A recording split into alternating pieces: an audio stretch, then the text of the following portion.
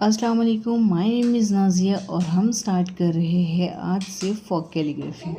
Fock calligraphy जिसे हम fake calligraphy और आर्टिफिशियल कैलीग्राफी भी कहते हैं।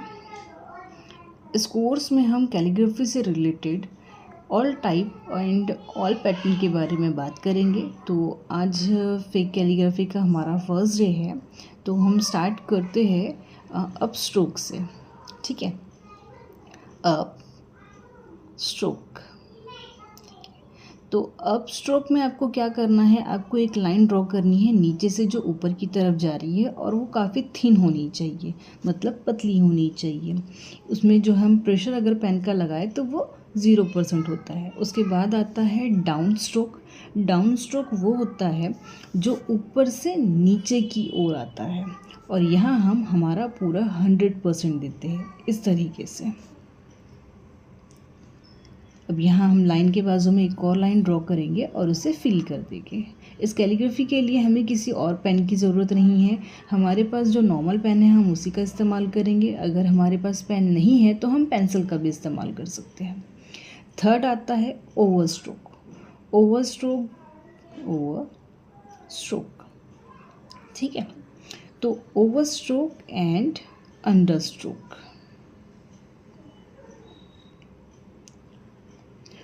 ओवर स्ट्रोक जो है वो हम थिन लाइन से स्टार्ट करेंगे और थिक पे ख़त्म करेंगे। यहाँ से हम स्टार्ट कर रहे हैं, इसे बहुत बारीक होनी चाहिए। उसके बाद हम इसे डाउन स्ट्रोक पे ख़त्म करेंगे। डाउन स्ट्रोक जो है वो हमारा हमेशा डार्क होता है। किसी भी कैलीग्राफी में इस चीज़ पे आपको ध्यान देना है। यही पूरे टर्म होते हैं कैलीग्राफी से रिलेटेड। तो आप यहाँ ध्यान दीजिए कि जो ऊपर की तरफ जा रहा है यहाँ ये थिन लाइन है, और ये जो नीचे की तरफ हो रहा है जो डाउन स्ट्रोक है उसे हमने यहाँ पे एक और लाइन ले लिया है और उसे फिल कर दिया है। ठीक है, तो ये बन गया है हमारा ओवर स्ट्रोक, जिसकी स्टार्टिंग होती है बारीक से, ये मोटे पे जाता है। उसके बाद होता है अंडर स्ट्रोक। अंडर स्ट्रोक के लिए हम जो लाइन ले रहे हैं डाउन स्ट्रोक को, वहाँ से स्टार्ट करते हुए हम इसे अप स्ट्रोक पे लेके जाएंगे। अब डाउन स्ट्रोक वाली लाइन के बाजू में हमें एक और लाइन ड्रॉ करना है और उसे हम फील कर लेंगे। यहाँ मैंने सहूलियत के लिए थोड़े से एरो ड्रॉ कर दिए है। देख लीजिए कि जहाँ लाइन नीचे की तरफ आ रही है वो जो है डार्क है, और जो ऊपर की तरफ जा रही है वो थिन है। इस चीज़ पर ध्यान दीजिएगा, सबसे ज़्यादा इम्पोर्टेंट जो है वो यही होता है। उसके बाद आता है हमारा कंपाउंड कर्व। कंपाउंड कर्व जो होता है वो दो तरीके से होते हैं। नॉर्मली जो है सेकंड वाला जो मैं दिखाऊंगी आपको वो ज़्यादातर इस्तेमाल होता है। फर्स्ट वाला मैंने सिर्फ आपकी इन्फॉर्मेशन के लिए यहाँ पे ड्रॉ किया हुआ है। ठीक है, तो curve, compound curve plus Oval. अभी ये आ गया हमारा कंपाउंड कर्व। इसके लिए हम इसे डाउन स्ट्रोक से बना रहे हैं, इसीलिए यहाँ की हमारी जो ये लाइन है ये डाउन, अप एंड डाउन। उसके बाद जो नॉर्मली यूजुअली इस्तेमाल में होता है वो इस तरीके से होता है, अप डाउन अप। ठीक है, तो यहाँ पे फिर मैं एरो ड्रॉ कर रही हूँ, और एरो जिस पोजीशन में ड्रॉ किए जा रहे हैं आप देख रहे हैं कि जितने भी डाउन स्ट्रोक है वहाँ पर हम एक और लाइन बना के उसे फील कर रहे हैं। वो डार्क हो रहा है क्योंकि यहाँ पे हमें हमारा 100% प्रेशर देना है। Up stroke as it is वैसी का वैसी रहेगा। अब आया ये एक्चुअल कंपाउंड कर्व, तो इसके लिए हमने लिया था अप डाउन एंड अप। अभी जो डाउन वाली हमारी स्ट्रोक है हम यहाँ पे एक और लाइन ले रहे हैं और इसे फील कर रहे हैं।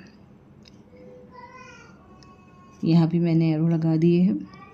इसके बाद हमारा आता है ओवल। ठीक है, ओवल जो है वो यूजुअली ए बी ओ हर चीज़ में इस्तेमाल होता है, तो हमें इस पर बहुत अच्छे से ध्यान देना है। अब यहाँ हम इसको सेंटर से स्टार्ट नहीं करेंगे, हम यहाँ से स्टार्ट करेंगे। यहाँ स्टार्ट करने के बाद में एज इट इज़ मैंने जो प्रेशर वाली लाइन है वहाँ पे एरो बना दिया है और हम इसे फील कर रहे हैं। अगर हम इसे सेंटर से बनाएंगे तो उसका लुक अच्छा नहीं आएगा, इसीलिए हम इसे थोड़ा सा नीचे से बनाते हैं। इसके बाद जो है वो आता है लूप। देखिए ये 4th पॉइंट है। ये जो लूप है ये BHGYZ इन सब चीज़ों में इस्तेमाल होता है। तो इसे देख लीजिए हम कैसे बनाते हैं। ये मैं आपको पेंसिल से ड्रॉ कर बता रही हूँ कि हम स्टार्ट करेंगे अप स्ट्रोक से एंड करेंगे डाउन स्ट्रोक पे, ठीक है। अब यहाँ हम इसे मिडिल से स्टार्ट करते हैं। मिडिल से स्टार्ट करने के बाद अप डाउन। अब जो डाउन वाली हमारी स्ट्रोक है हम वहाँ पर एक और लाइन लेके एज इट इज़ इसको फिर से फील कर देंगे।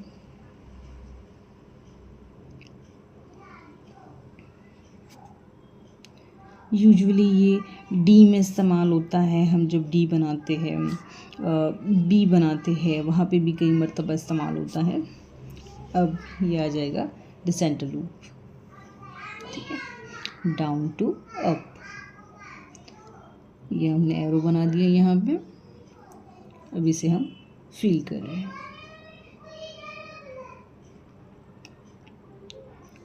तो आज के लिए जो हमने सीखा है वो है कैलीग्राफी से रिलेटेड सारे स्ट्रोक।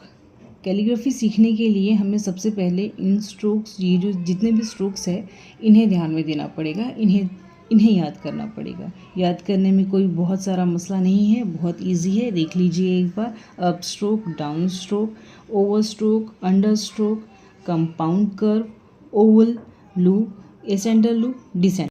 आज के लिए इतना ही। अब हम कल से स्टार्ट करेंगे हमारी